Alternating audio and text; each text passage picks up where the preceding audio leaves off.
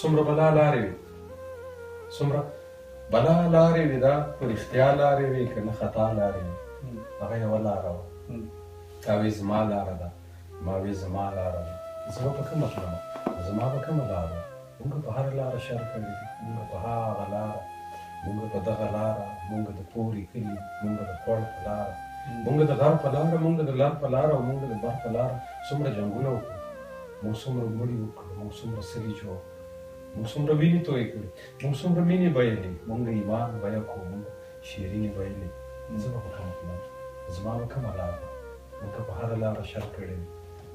پورې د خان کلي ته، پورې د خان کلي ته نیغه پخه لاره وه، دې خوا زموږ مالت ته لنډه کچه لاره وه، کږه وږه لاره وه، څومره ساده لاره وه. هلته رڼا لاره وه، دلته تیاره لاره وه. زه به په کومه تلم، زما به کومه لاره وه. موږ په هره لاره شر کړی دي.